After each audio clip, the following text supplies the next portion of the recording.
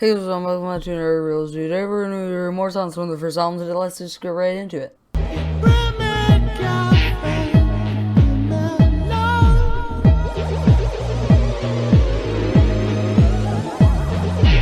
Man Research Clapper is the 6th song on the album, and it is a song. Let's get into the song starts with some random beeps as the instrumental, but it mainly consists of some very heavy-hitting, thudding type of drums, and a memorable little guitar riff, and some lighter drums, and then sometimes this happens as well.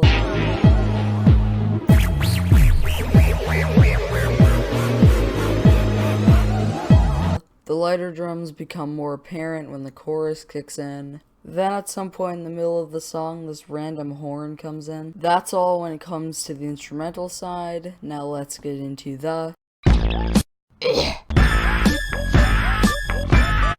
first thing vocally you hear is, "This is the Breakfast Club." He purposely pitch shifts his voice and also adds on an echo effect. You might think that the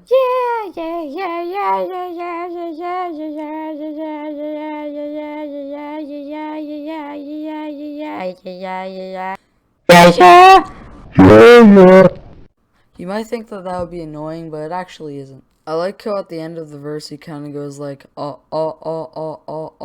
I also like the background vocals in the chorus as well. And I quite like the verses as well.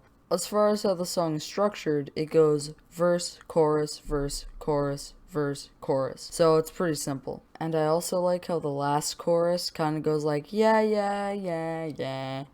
This is the stupidest review ever. So in total, the song gets an 8 out of 10. Now let's get into the next song.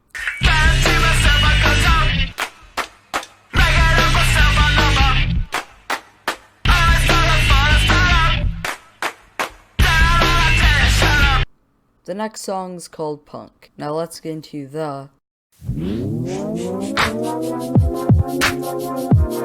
As far as the instrumental is going, it's actually pretty good. It starts off pretty weird with the instrumental, and I'm just gonna play a few moments right here that I like.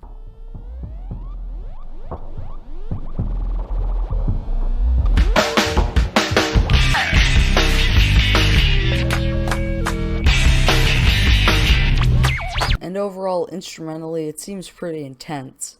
But it is also making fun of punk songs, as the main point of the first album is that they were sick and tired of the music that was going on at the time, so they made Clint Westwood. And then in this song, they're making fun of punk songs. But there's no real chorus or anything, and it is just under 2 minutes, so it seems like a filler track on the album. It's not necessarily bad, but it's not long enough to be considered good in any way. So this song gets a 7 out of 10. Now let's get into the next song.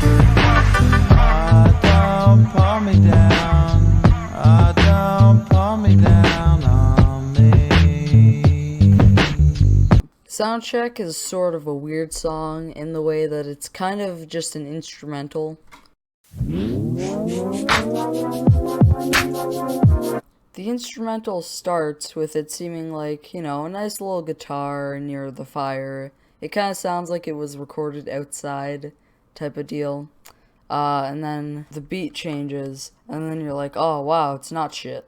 Most of the song is just this ominous violin with the occasional ominous piano keys playing. And also occasionally this thing plays.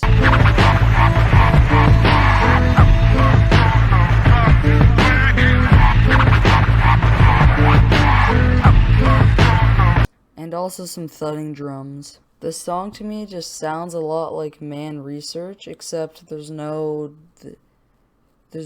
basically no verses. He just says the same word, and then it just sounds bad, and he has the same fucking, what the fuck? The song shouldn't even exist. If anyone's like, oh, this song's good, then just tell them, you know what, fuck you. How about that? I don't pull me down. I don't pull me down on me.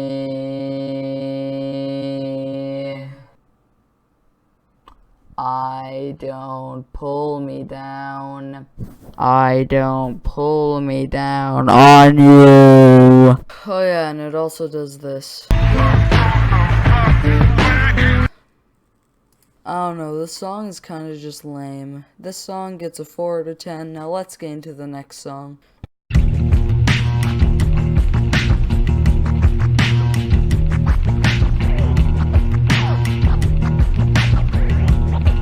Double bass is an instrumental. Now let's talk about it. It's mostly just this guitar, but every now and then there'll be a little bit of an accordion going like. Then there's like some echoey, quiet. At some point the guitar changes how it's played as well. And then an accordion also does this.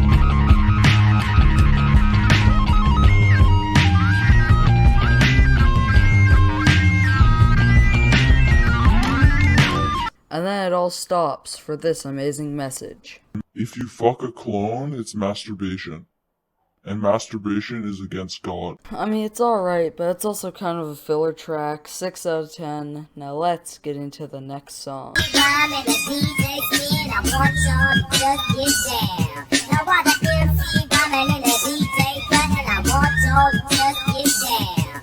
Rock the House. Now there's one thing I want to talk about before we get into the song. That being, if you have it on your YouTube playlist, then you should probably get the non-music video one, because the music video actually gets rid of one of the verses in the song. I mean, it also has amazing sound effects.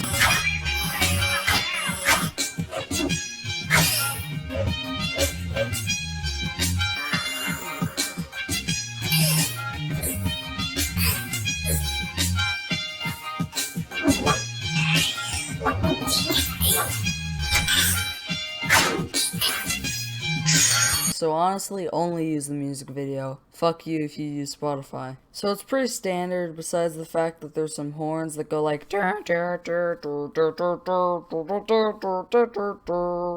also points in the song where there's horns mixed with drums that kind of make a cool effect. And there's also a flute in part of the chorus, so obviously that makes the song better. But one thing I don't like is when it does like the drum and horn thing, it never lands on a line, and it always kind of just seems awkward. It's like, couldn't you just have them say words over that? It's kind of weird. And also the Gorilla Man isn't in it. So to be honest, this song gets a 7 out of 10.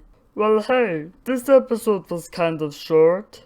Yeah, well, I guess I'll review some of the songs that aren't technically on the album. But if you look up playlists, they're always going to be on it, so I guess I'll review them. There's 4 of those songs, by the way. First, the 2 remixes. Now, we are going to be looking at these songs not from the basis of songs, but are they better than the original? Or are they at least, you know, they're not that much worse. Let's go. I ain't happy, I'm feeling glad I got sunshine in a bag, I'm useless, but not for long, the future is coming on. I ain't happy, I'm feeling glad I got sunshine. To be honest, I prefer the remix of Clint Eastwood that's on the G-Sides album. That's actually better than this. They speed up the chorus, but the verses also kind of have a chorus in them, and it's like, I don't know, it's kind of just, it kind of hurts your ears when you listen to it in a sort of way like that. On the scale of an actual song, this gets a 5 out of 10, but on a remix, this gets a 3 out of 10. Now, let's get into the next remix.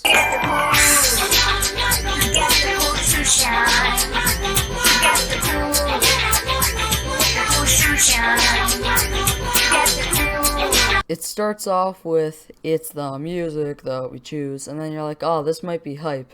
But then it just basically plays the song, but with a worse beat. One of the main good things about 19-2000 is that it has a good beat. If you take away the beat, then it's just, you get a terrible song. Or, well, not terrible, but it's not that good. On a scale of remix, this gets like a 4 out of 10. On a scale of a song, I guess this gets like a 6. Now, let's get into the next song. Santa just told the line, the rest of us is out of reach.